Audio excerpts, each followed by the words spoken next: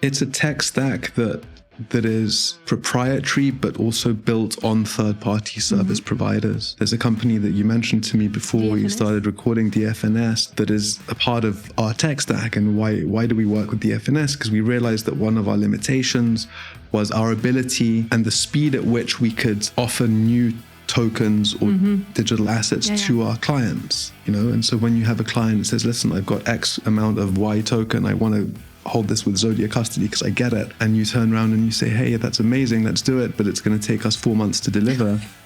Yes. Digital assets moves fast, and so people are not waiting for us to catch up or for anybody to catch up. The moment is now, and if it's not now, then it's past. And so working with DFNS now allows us, for example, to be more reflexive and to be swifter to capture those opportunities. And so we work with a variety of tech providers and a variety of service providers alongside our own, again, proprietary tech in order to create a stack that really gives us what we need in order to succeed. Welcome to Finscale, the show that takes you to the heart of finance transformation. Every week, Selene Niederkorn and her guests explore new initiatives shaping the future of the industry. Enjoy the show. Hello, everyone. Great to have you on the Finscale podcast. I'm delighted today to have Gerry Afentakis, the Managing Director of Zodia Custody in Europe. Hi, Gerry. Hi, Selene. How are you? Great to have you here. Thank you for having me. Thank you very much for accepting my invitation on the podcast. Thank you again because you accepted, I guess it was a few months ago, I was, going through all my different guests over the years, and I realized that I was missing a key player. And I guess that my audience is really keen on discovering what you do for your clients. So can you please take 2 minutes before entering into the subject and tell us more about your professional experience? Sure, with pleasure. So I've been with Zodia Custody for the last 2 years. Before that, Selene, I was with a company also in digital assets called Matrixport, and that was my first digital asset, let's say, professional job. And prior to this journey, I was working in TradFi, building a private credit asset management company, which I joined as an early employee, and we built it from about $50 million of assets and a single fund and a single office to close to $2 billion and 7 offices and almost 10 fund vehicles. It was a nice journey of about 12, 13 years. And where was it? Originally in Singapore, and then I moved to London, and I was in charge of the London office. And we really rode the wave of what now has become one of the largest asset classes in the world, which is private credit, which when we started that business didn't exist as an investable asset class. So there were quite a lot of similarities between that and digital assets today, which people acknowledge that it exists. Is it really a bona fide asset class? It seems to be developing in that direction, but there's still a lot of investor education that has to take place, a lot of getting the dressing of the structure that you're creating institutionally robust so that, the traditional financial community can embrace it. And why did you do that jump? Because it's not a traditional jump. No, it's not. That's a very good question. My journey with the fund was coming to an end. We had grown to a degree that was really interesting, and the dynamics had somewhat changed, and I was ready for a new adventure. Didn't know what that adventure should be. I actually wanted to travel for a while. And of course, like all good stories, I managed to end that journey just before COVID. And so I ended up traveling through literature rather than physically through the world from the beauty of my apartment in London. And after about a year or almost 2 years of that kind of internal journey, if you will, and also really debating what I wanted to do with my life from a position more of choice than of necessity, I realized that I had this skill set of taking this, building a financial services business in an asset class that wasn't, necessarily mainstream. And I'd had an interest in digital assets or crypto since many years previously. And I thought, that would make quite an interesting marriage. So how do I, get into that? And then Matrixport was my first step into that universe, which was as head of asset management for this company called Matrixport in Europe. And then from there, my journey took me to Zodia Custody. And can you say just in a few words how you entered into that realm, into that space? Yeah. Because you said that you already knew the asset class previously, but what was your level of knowledge? I went back recently in my emails and I searched for the first time I had written about Bitcoin, and it turns out that it was in 2013 when somebody had said, "Hey, Gerry, we should buy these Bitcoins." And I said, "Yeah, have you heard about Bitcoins? A friend of mine is buying, we should buy." To which I, in my unlimited intelligence, responded, "Yes, it's a place where people transact on this thing called Silk Road and they buy illegal stuff." And I thought I was very superior, obviously, at that moment, saying such wisdoms. And I came back to it about 3-4 years later, and I realized that that was obviously a very big mistake. And I then actually read the Satoshi white paper and I became interested in it. And I started to buy, not really because I had a huge conviction at that point, just because I knew that if I committed some of my own money into something, then I would pay much more attention to it and be a much more, I guess, astute follower of the market and also of the idea of it than otherwise. And so I did that. And that was really the beginning. Mm-hmm. Interesting. Yeah. I discovered it a bit later. Yeah. And I discovered the constraints it brings for traditional players when their clients want to custody digital assets. Yeah. And I had the chance to have like the CEO of, the former CEO of Bitstamp, Jean-Baptiste Graffio. Yeah, wonderful. We had a very interesting discussion about this. But I find interesting to know, as a first question, is to understand from you as a pure player from Zodia, could you explain to us in a very concrete manner what it means to be a custodian in crypto, an institutional custodian? I guess the first thing would be to define what we mean by institution. I guess for the purposes of answering the question, let's assume that it's an entity that is typically in the financial services space or some other corporate, though that's less of the adoptive business of digital assets, and that is subject to some kind of regulation. And so for those types of firms, their journey into digital assets, into crypto, represents kind of more of a liability reputationally than it does an opportunity in terms of P&L and commercials on day one. Especially if you look back over the last few years, that's definitely been the case. It's changing now a little bit. And so what they need desperately as the foundational step in their journey of digital assets is a place where those assets can be held safely and in a regulatorily compliant way, and in a place where they can scale their businesses, where they can raise money perhaps around their products, where they are minimizing the liability that they might face because this is a trusted and trustworthy counterparty. And ultimately, they want that as a starting block for the rest of their journey into digital assets. So they need, from their custodian, they need accessibility to the breadth of the digital asset ecosystem. And so that's what we try to provide to these institutions. I had a discussion with the CEO of ETC Group to understand how you build those ETP products in the domain of crypto. And I would like, in the same way I did it with him, I will ask you the question to go one step further and explain to us in terms of, and I know you're not a full specialist of it, but if you could tell us a bit more about the operational impact.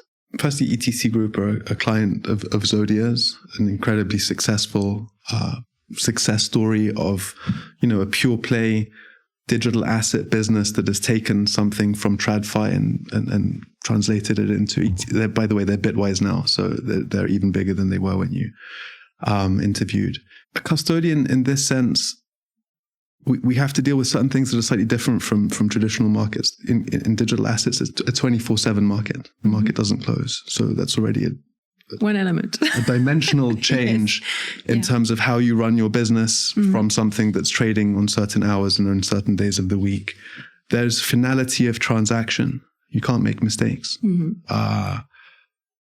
Certain clients, when they move their assets towards Zodia or to Zodia from other digital asset custody providers, it's a very nerve-wracking moment for them because they're transferring hundreds of millions, if not billions of dollars in cases, from one blockchain wallet address to another. And if there's even the slightest mistake or a variety of other things that could go wrong, that's an irreversible transaction. And it's bad enough when you're doing it with your own money, but when you're doing it with clients' money, that's obviously very, very terminal for your business. There's also, and this perhaps applies less to ETC Group or Bitwise than to others who began their life in traditional finance and migrated towards digital assets. But there's also, legacy banking systems that were not created to support the type of 24/7 market, the type of finality of transaction, the type of key security that's required from their digital asset journey. So all of these things are really,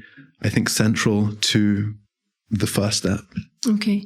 If you take an example, because we didn't focus specifically on the typology of clients, but who would be interested to perform custody of those assets? Sure. You have banks, you have funds, investment funds. What else? So we take one step back. What is a digital asset? So some people say crypto. A crypto is a Bitcoin or an Ethereum. There's a problem with the nomenclature already. Yeah.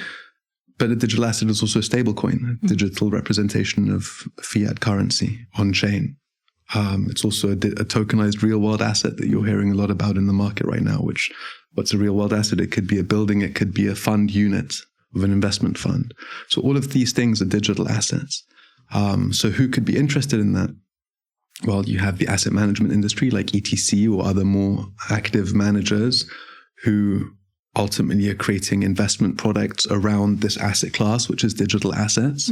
They're interested. You have banks who are interested for a number of reasons. They're interested, number one, because they like to tap into the demand from their retail user base for these digital assets. And that retail user base maybe feels that the safest way to access that asset class is through a already trusted channel, which is their bank. And so the bank can intermediate that journey and earn relatively healthy fees in that process. It would be banks, asset managers. You could have payments companies, of course. I think stablecoins are revolutionizing payments. Everyone knows that.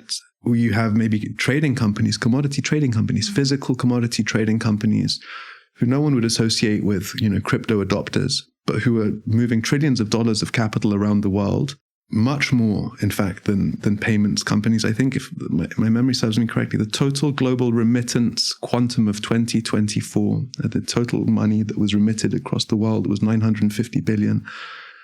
And I think the revenue of the top 5 privately held commodity trading companies in the world was $1 trillion. Oh, wow. So just to give you an idea of, and I think commodity trading is a $20 trillion market. And global trade is a $33 trillion market. So just to give you an idea of the quantums of, people are looking very strongly in a particular direction, but there's a whole world out there that exists that is realizing that the same benefits that apply to a payments company who's in the pure remittance business also applies to a company whose job is to buy and sell around the world. So you have them, you have, let's say family offices and wealth management firms, who one would typically associate, with, a diversified portfolio creation for their clients.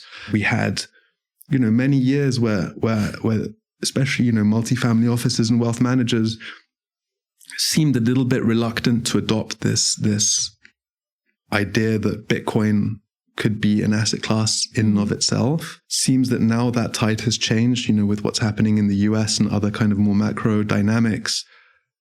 That's becoming more and more a part of what people are arguing to be a diversified portfolio allocation. So and then you have, crypto native firms, which, I think by the way that you're envisioning what you say as an institution, it's more a traditional financial institution migrating towards crypto than, a layer 1 or a layer 2 blockchain company, which, is also an institution in many cases. So we kind of work across the spectrum with all these types of companies. Yeah. And that's really what we're trying to do. Custody for digital assets it's an interesting thing because what we're doing is we're holding the keys, the private keys of a wallet address. So the way to envision that in its most basic way is we all have email addresses and we all have passwords. So your public key is your email address that the world can have, and your private key is your password that only you should have because therefore only you can send emails. And it's the same with the digital asset wallet. And that's what we're doing. We're holding the private keys on behalf of our clients. Now, that private key is essentially almost a bearer instrument. Like we used to have bearer shares many, many decades ago. Anybody who has the access to that private key controls the assets. And therefore holding those private keys very safely is critical to the whole journey. And that's not dissimilar to, the custody of a physical asset, precious metal like gold, for example. The difference is that in digital assets, people don't just want to own and store them securely for an undefined day in the future. What they want is they want to use those digital assets to generate a yield, to lend, to buy and sell, to do various other different types of activities. And so we as custodians, and I'm not just Zodia Custody, all custodians in the industry face this. I wouldn't say it's a challenge. It's just part of, what it requires, what it means to be, a best-in-class digital asset custodian, which is to preserve the safety, preserve the regulatory status, preserve the compliance, preserve all those things that make us institutionally viable as a counterparty, and at the same time give all the access that anybody who holds those digital assets wants, again, throughout the ecosystem. So question I was wondering, because when I entered this realm, coming from TradFi world and bearing in mind all the different constraints you have with regard to the regulation, and particularly in Europe, I was wondering why some providers are regulated and some are not regulated. So you have, I'll take the example of Fireblocks. Fireblocks is based in Israel. They have a huge software enabling institutions to perform the custody themselves. And you have companies like Zodia, you're VASP, you're registered in Ireland, in Luxembourg, in the UK, and maybe in other countries. We'll talk about that later. So why, what is the difference between those categories? And maybe I'm missing one. No, you're absolutely right. It's a different business model. It's a different solution. A regulated digital asset custodian has the ability to hold assets on behalf of a third party in a regulatorily compliant manner. What Fireblocks and other similar companies do is they are tech service providers, technology providers that allow you as their client to custody and hold your own digital assets. So it's not a regulatory workaround. It's just a different type of proposition. With different impacts with different impacts. Now, zoom out again. In digital assets, in crypto, there's this moniker, which is not your keys, not your crypto, right? Which means if you don't hold your own private keys, then you don't own your crypto. And to a degree, that's right. And again, if you zoom out and remember the history of where this crypto world came from, it's ideologically anti-centralization, it's anti-establishment. It happened in the aftermath of the financial crisis of 2008-9. So that vein of thought and that philosophy still runs through the industry. And so these many players within the industry believe to this day, and they're absolutely right and valid in that belief, that not your keys, not your crypto. So they will look for solutions where they are controlling their destiny. Now, if you're an asset management company who's independent, who's ultimately there to aggregate capital because their business models are built around earning fees off the capital that they have. Raising capital is not an easy thing. And when you want to go and raise capital, you have an hour to sit in front of your pension fund, insurance company, family office, wealth manager, private bank, whoever it may be. And that hour is there. And the last thing that you want to do in that hour is talk about anything other than why you are, on a risk-adjusted basis, the best home for that institution's capital. The last thing you want to do is talk about who your service providers are. It's not interesting. It's not going to get you your money. And so by outsourcing the custody element to, in our case, a bank-owned, a bank-used, a regulated, in multiple jurisdictions across the world, digital asset custody provider, they are firstly adding value to themselves because they can get more out of their conversations. And secondly, they are allowing us to do our job while they do theirs. And so in practical terms, what that means is that they'll go, our clients will go to a room and there'll be a bunch of investors there. And one investor will say, well, so where are you keeping these, Bitcoins? And our clients will say, Zodia. And these are TradFi audience. They never heard of Zodia. And so the guy will say, well, who the heck is Zodia? And he'll say, don't worry, Zodia, it's this company, and they're owned by Northern Trust, Standard Chartered Bank, National Australia Bank, Emirates NBD, SBI Digital Holdings. And a number of those shareholders are also users of the Zodia Custody solution. And therefore, the guy who's sitting in the audience or the lady who's sitting in the audience feels a certain degree of confidence, not only in the solution, but also, again, to use that kind of old saying, is that they're not going to lose their job by investing something that, putting their assets into something that all of these tier one global brand names already using and owning. Interesting. I had such a discussion with Lux Hub. I don't know if you know them. Yeah, of course. And it's the same kind of consortium that has been built around PSD2. Okay, so now if we concentrate on Zodia, I would like to know where it's coming from. I had a very interesting discussion actually with your founder, but I would ask Max. you to, that you take a few minutes to share with us the history and where it's coming from and what was the idea behind in the beginning. Sure. So I wasn't there at the beginning. So the history that I'll tell you has been passed down to me like all good stories. Standard Chartered Bank has a futurism department where they look forward 10, 20, 30 years and they imagine how financial market architecture might look in these periods. And at a certain point, the blockchain and the implications of blockchain technology was resounding quite strongly. And so When was it? I want to say 2019. Give me 1 or 2 years of leeway, 1 year of leeway on either side, maybe. They subsequently looked at the market to see, so they analyzed the market. They saw blockchain technology could be important. And they said, great, okay, let's think about this blockchain technology thing. What's the most important thing when you start your journey? And we've just established it. You need to keep those assets safe somewhere. And so they looked around and they canvassed the marketplace and they looked for a digital asset custodian that could give them the same level of service that would be constructed from a risk management, operations, regulatory, compliance point of view, the same way that they expected service providers from traditional finance. And guess what? There wasn't one. Really? So, 2019. So what does that mean? They decided to incubate their own.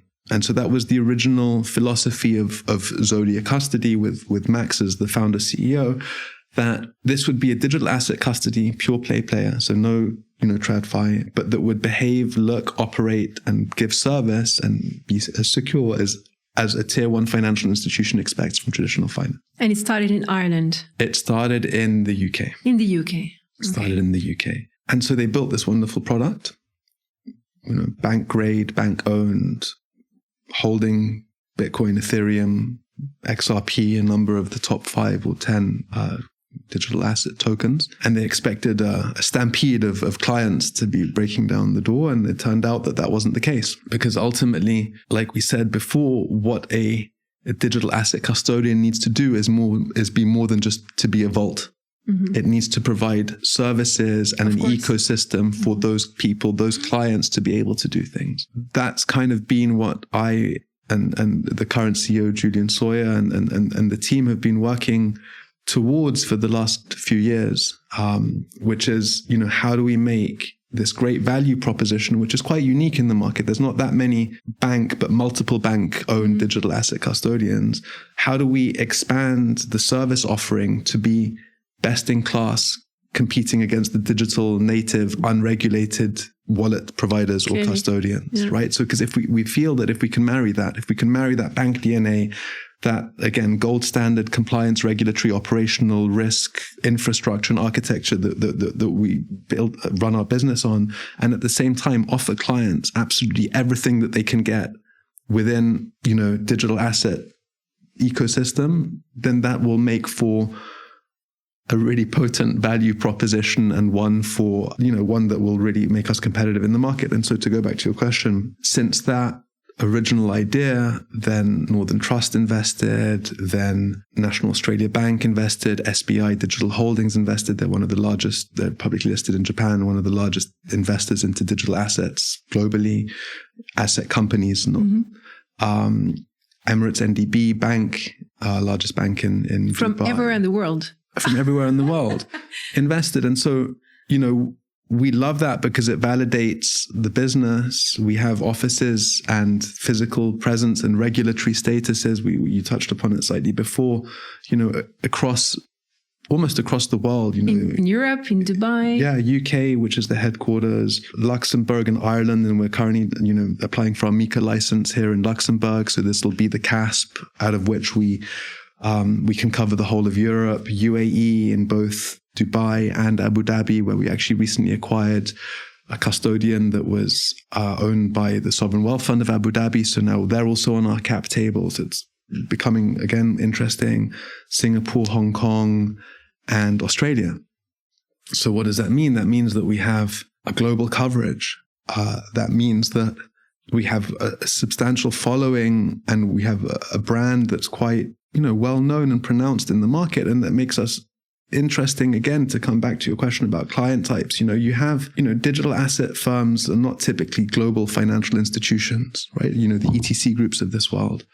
They're very successful in a market, but they want to grow that business model across markets. And so one of the values that Zodia has is, other than having these great shareholders with whom we can socialize ideas and upon whose USPs we can leverage and we can draw, we also have a global footprint where we can talk about our clients in the UK, in other markets globally, and kind of help them develop and heighten their brand image and their commercial value proposition. Interesting.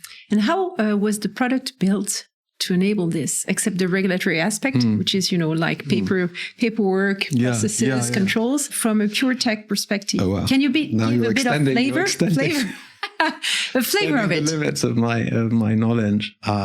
Do you rely on external providers? So did you build everything internally? We have. So it's a tech stack that is proprietary, but also built on third-party service providers. There's a company that you mentioned to me before DFNS. we started recording, DFNS, that is a part of our tech stack. And why do we work with DFNS? Because we realized that one of our limitations was our ability and the speed at which we could offer new tokens or digital assets to our clients, And so when you have a client that says, listen, I've got X amount of Y token, I want to hold this with Zodia Custody because I get it.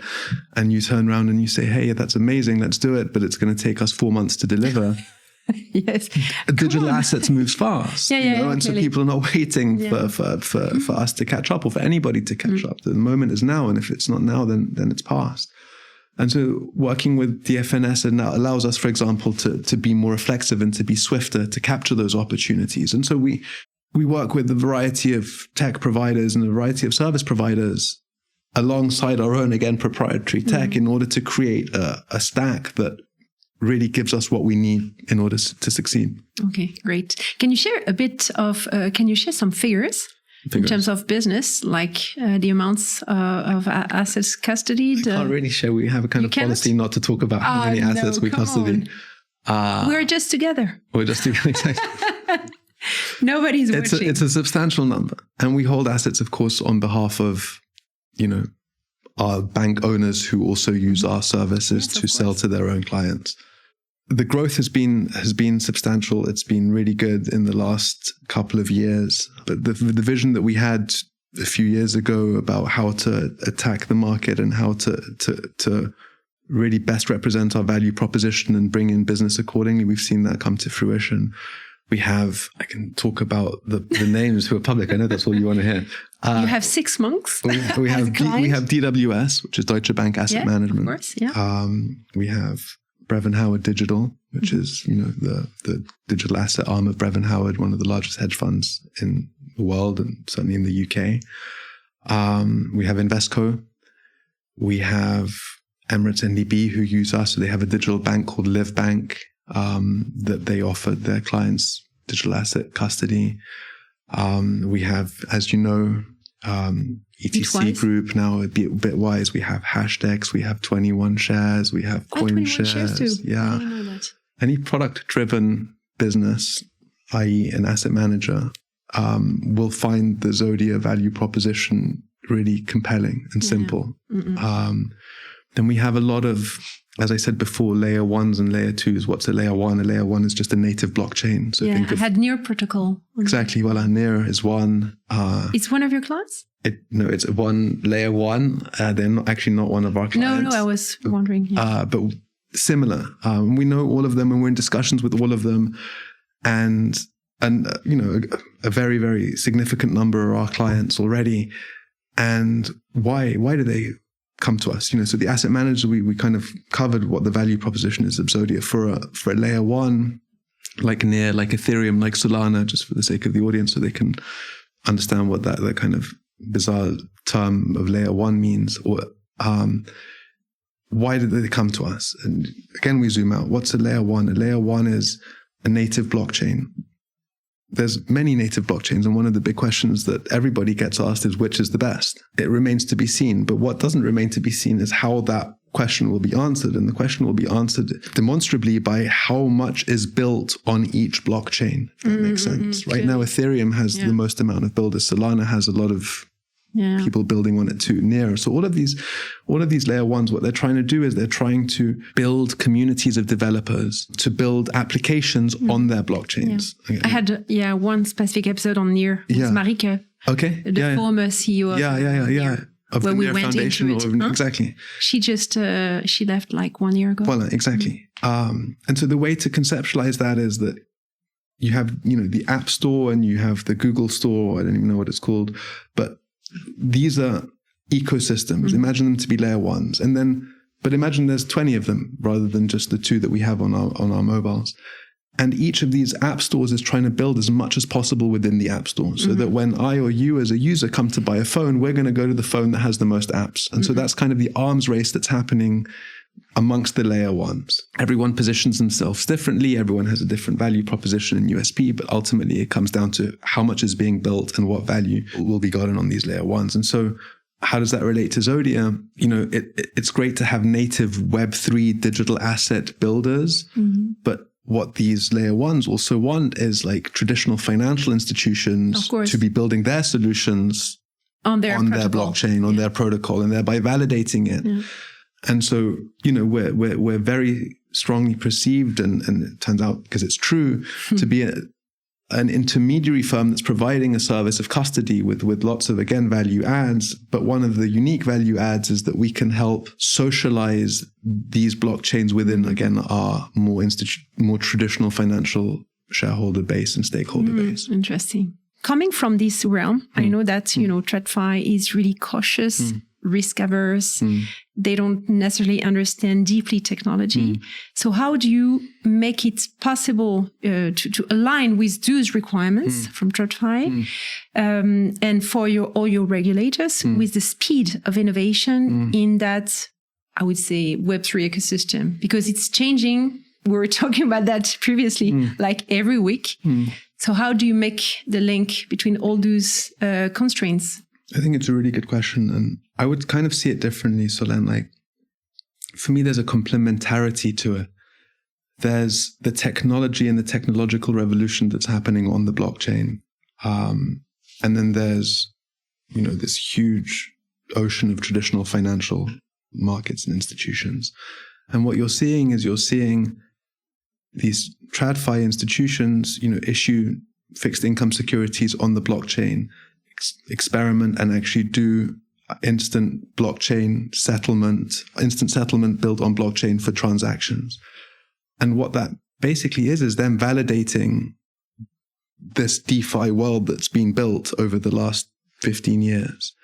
And in so doing, they're realizing that there are substantial efficiencies to be gained by having existing infrastructure replaced by blockchain infrastructure. Like in the domain of payments, for instance. In the domain of payments. In many domains. In the domain of, fractionalizing of fund tokens, in the domain of, settling trades, the purchasing of an equity. It's no longer T+2, it's now instant, or T+1 in the US.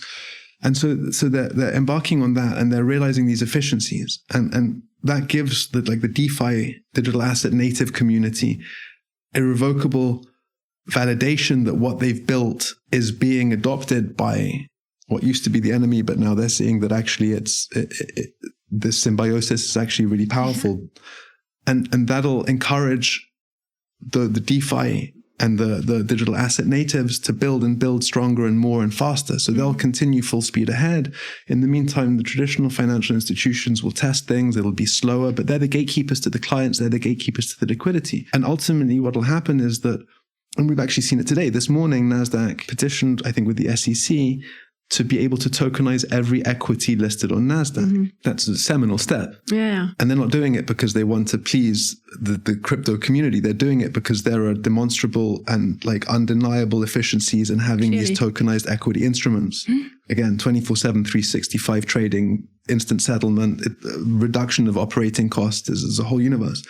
So ultimately what it means is for us, it won't be like TradFi or crypto. It'll just be finance. Yeah. We'll just be consuming a finance product. I'll be buying my equity through my brokerage app. And whether it's a tokenized equity or a tokenized fund unit or not, I won't know and I won't really care about. All I'll know is that it's faster happening. and less expensive. Faster, less expensive and all those things. But I won't even realize that that's happening. Yeah. The prices will come down. The average individual won't know why prices are coming down. They won't know why things are happening faster. They'll just be experiencing the benefits of it without realizing that in the back, the plumbing of the whole system is changing.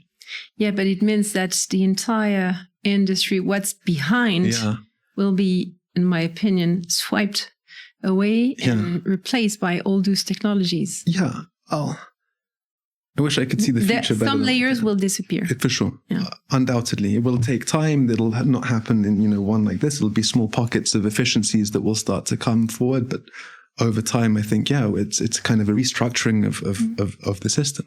Do you think, coming from that realm too, that incumbent players are realizing this? Do you think that people see it as a fantasy and that they don't realize that it can really change like this, or I think that it could take hundreds of years? I think like everything there, it doesn't exist a single answer. There's a spectrum of participants. I think there are the big legacy financial institutions probably see it less. If you take a Revolut, an eToro, what we would say a neobank, which are somehow on the cusp between the two. Yeah, they're already in the future. They're in the future. Yeah. So the question isn't really... I'm talking about real incumbents. I don't know. I wouldn't want to speculate. I don't sit inside an incumbent. I have conversations with real incumbents that are really uplifting and very inspiring because the individuals, they see it. And then I have others where I think that, that the way that they view what we do is still, same as 5-6 years ago when it was kind of heresy and those who work in digital assets should justify why they would do such a thing. Yeah, my feeling is that there is an interest, there is an excitement, but there is a sort of denial of the real impact it has on huge verticals in finance. Yeah. And for me, and having discussions with many different entrepreneurs and leaders in that realm, broadly speaking, some of them are really denying it and not facing the real impact it has, but also from a pure people aspect. For sure. I definitely see that as well. Yeah, great. Thank you very much, Gerry. My last word is always a question about, I would like to ask you a recommendation, either a book or a podcast. You can take the time to think about it. Let's go with book because I read more than I listen. You want a business book or life book? Life book. We've talked a lot about business. The Road Less Traveled by M. Scott Peck. Never read. You haven't read? No. Well, I encourage you to read it and I look forward to talking about it with you next time we see each other. What is it about?